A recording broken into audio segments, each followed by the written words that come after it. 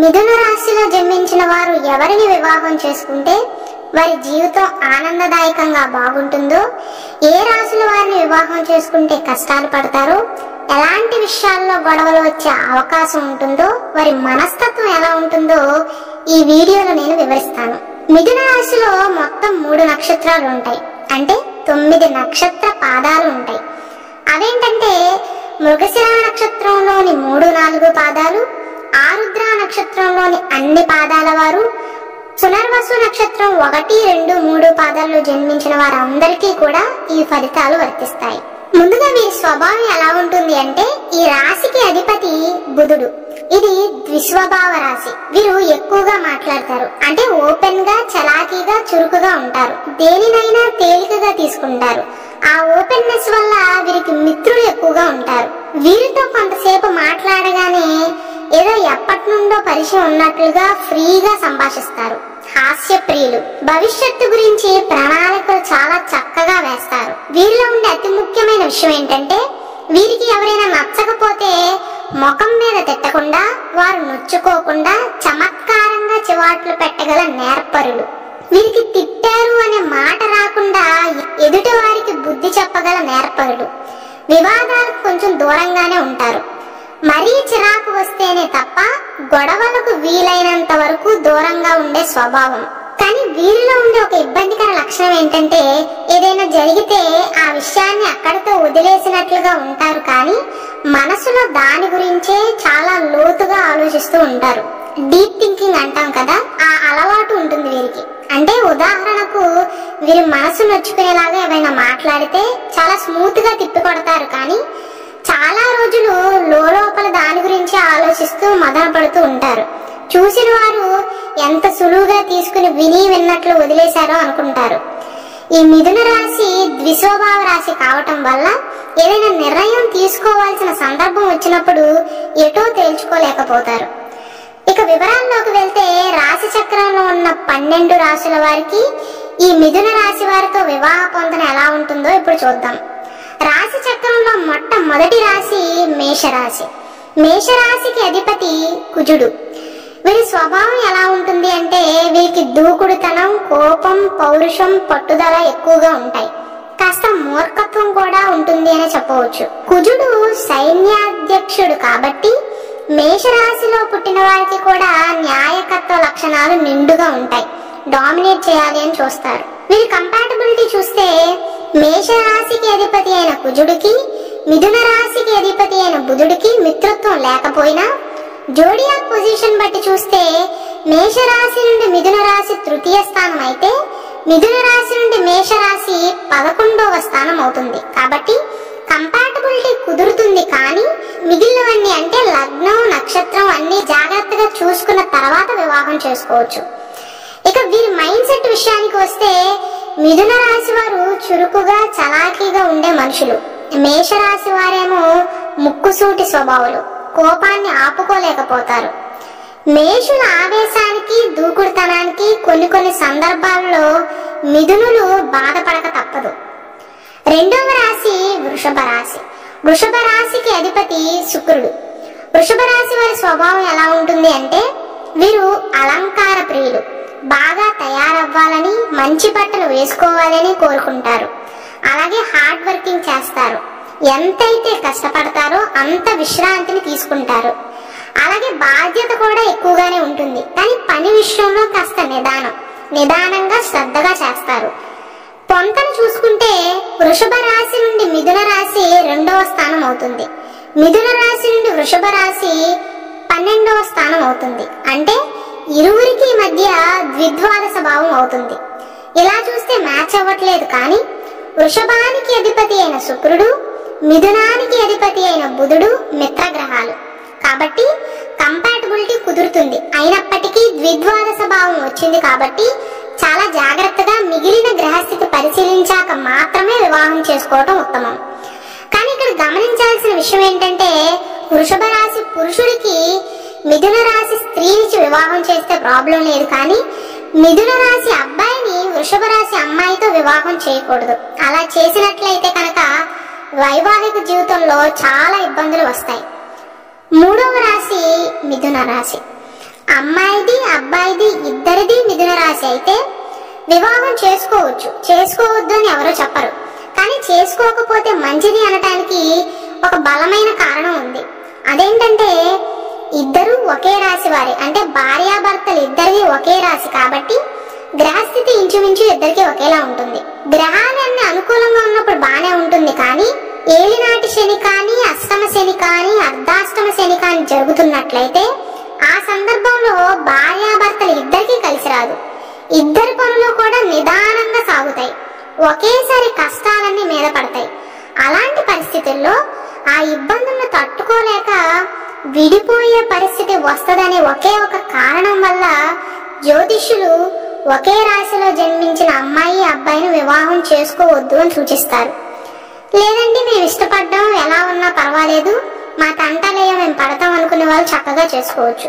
కానీ అమ్మాయి అబ్బాయి పాదాలు వేరేగా ఉండేలా చూసుకోవాలి.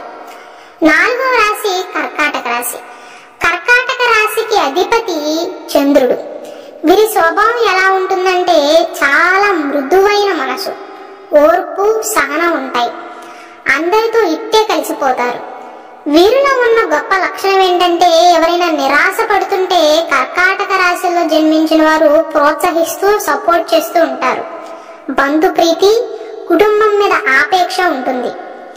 కర్కాటక రాశి వారికి మిథున రాశి వారికి పొంతన చూసుకుంటే ఇరువురి జోడియాక్ పొజిషన్ ద్విద్వాదశ భావం అవుతుంది. అంటే మిథున రాశి నుండి కర్కాటక రాశి 2వ స్థానం అవుతుంటే కర్కాటక రాశి నుండి మిథున రాశి 12వ స్థానం అవుతుంది.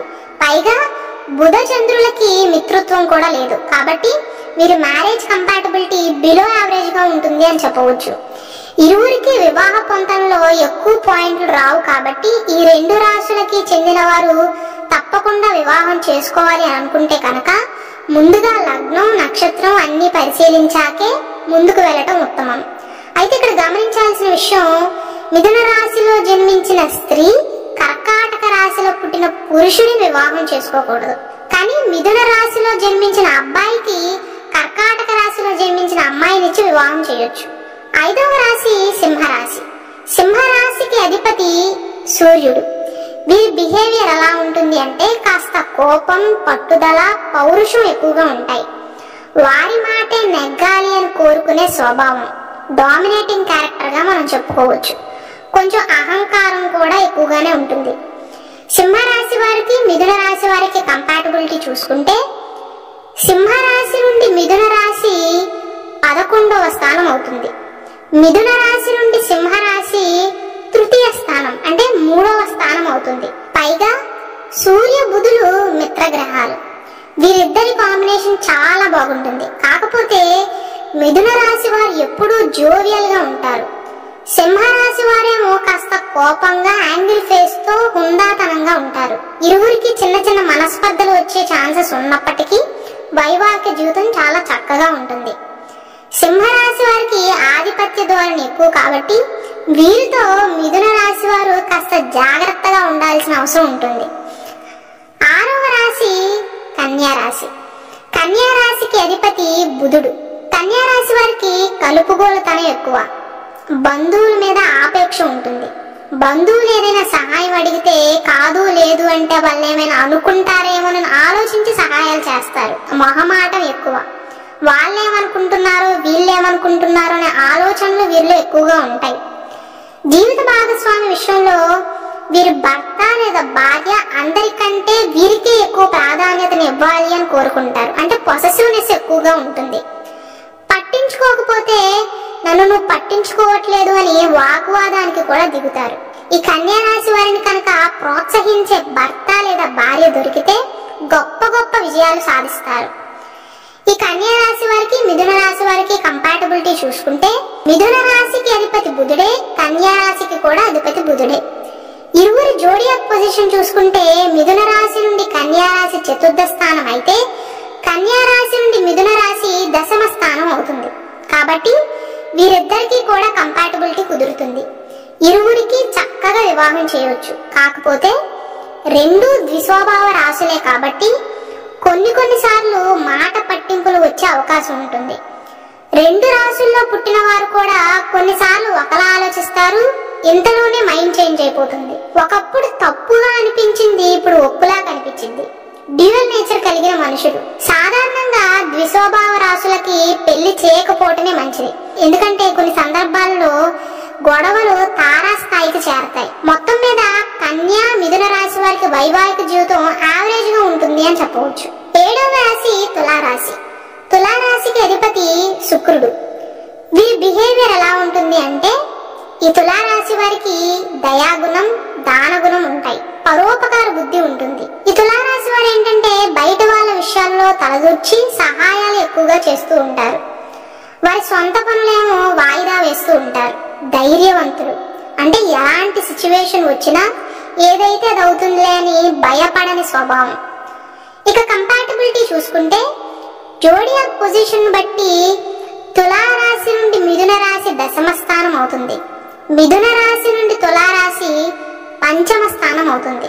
పైగా తులారాశికి అధిపతి అయిన శుక్రుడు, మిథున రాశికి అధిపతి అయిన బుధుడు మంచి మిత్రగ్రహాలు. కాబట్టి కంపాటబిలిటీ చాలా చక్కగా కుదురుతుంది. 8వ రాశి వృశ్చిక రాశి. వృశ్చిక రాశికి అధిపతి కుజుడు. వీరి బిహేవియర్ ఎలా ఉంటుంది అంటే, వీరు చూస్తానికి చాలా అమాయకుల్లాగా ఉంటారు. కానీ ఈ వృశ్చిక రాశి వారు ఎవరెవరు ఎలాంటి వారు, వారి ప్రవర్తన అన్ని గమనిస్తూ ఉంటారు. అవసరమైనప్పుడు మాత్రమే వారి మనసులోని భావాలను బయట పెడతారు. వారి విషయాల్ని ఎవ్వరితోనూ పంచుకోవడానికి ఇష్టపడరు. అంటే గోప్యతను ఎక్కువగా మెయింటైన్ చేస్తారు. కొంచెం కోపం కూడా ఎక్కువగానే ఉంటుంది, కానీ బయటకు కనపడనివ్వరు.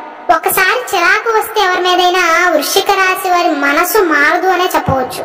నమ్మితే కనుక జీవితాంతం తోడుగా ఉంటారు. కంపాటబిలిటీ చూసుకుంటే కుజబుధులు మిత్రగ్రహాలు కావు. పైగా ఇరువురికి మధ్య షష్టాష్టక స్థితి వస్తుంది. అంటే మిథున రాశి నుండి వృశ్చిక రాశి 6వ స్థానం అవుతుంటే, వృశ్చిక రాశి నుండి మిథున రాశి 8వ స్థానం అవుతుంది. వీరిద్దరి మైండ్ సెట్ అస్సలు మ్యాచ్ అవ్వదు. మిథున రాశి వారేమో అన్ని బయటికి చెప్పేస్తూ ఉంటారు. వృశ్చిక రాశి వారేమో సీక్రెట్స్ మెయింటైన్ చేస్తారు. అంటే అంత త్వరగా బయటపడని స్వభావం. వీరిద్దరికి పొంతన అసలు కుదరదు. వృశ్చిక రాశి వారు, మిథున రాశి వారు వివాహం చేసుకోకపోవటమే మంచిది. 9వ రాశి ధనస్సు రాశి. ధనస్సు రాశికి అధిపతి గురుడు. వీరి బిహేవియర్ ఎలా ఉంటుందంటే, వీరు ఎక్కువగా మాట్లాడటానికి ఇష్టపడరు. చాలా తక్కువగా మితంగా సంభాషిస్తారు. ఎవరితో ఎంతలో ఉండాలో అంతలోనే ఉంటారు. ఎవ్వరితోనూ మితిమీరి ప్రవర్తించరు. కోపం కూడా ఈ ధనుసు రాశిలో జన్మించిన వారికి కాస్త ఎక్కువే అని చెప్పవచ్చు. ముఖం మీదే మాట్లాడే స్వభావాన్ని కలిగి ఉంటారు. అలాగే ధర్మానికి కట్టుబడే స్వభావం. ఇక ఇరువురికి కంపాటబిలిటీ చూసుకుంటే, ధనుసు రాశి నుండి మిథున రాశి 7వ స్థానమే, మిథున రాశి నుండి ధనుసు రాశి 7వ స్థానమే అవుతుంది. ఇలా చూసుకుంటే బానే ఉంటుంది కానీ అన్ని పరిశీలించాలి. కాబట్టి బుధ గురులకి మిత్రత్వం లేదు.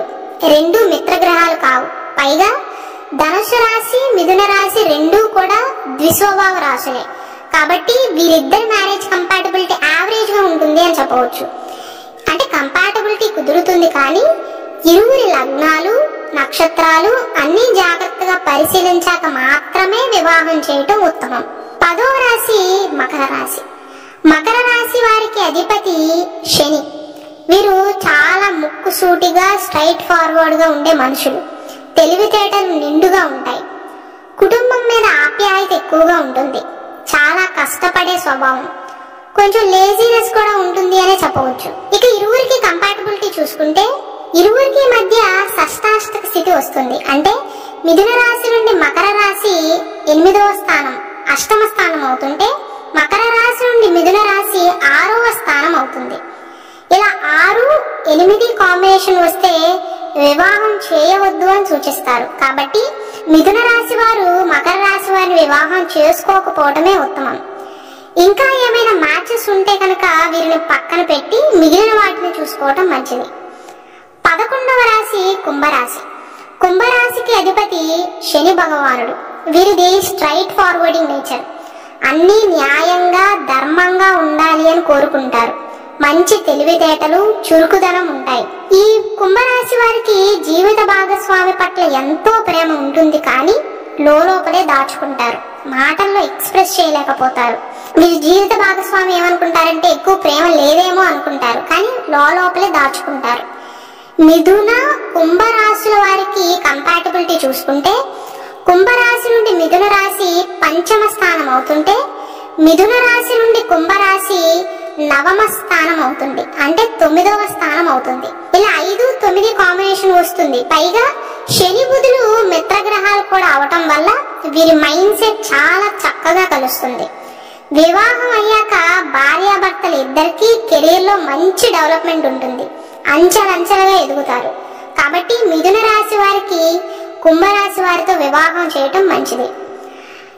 చివరి రాశి 12వ రాశి మీనరాశి. మీనరాశికి అధిపతి గురుడు. మీనరాశి వారు కాస్త సెన్సిటివ్ గా ఉంటారు, ఓర్పు సహనం ఉంటాయి. అంత త్వరగా ఎవరిని ఒక మాట అనరు, ఎవ్వరిని తోలనాడి కించపరిచి మాట్లాడే స్వభావం కాదు. ఇది జలతత్వపు రాశి.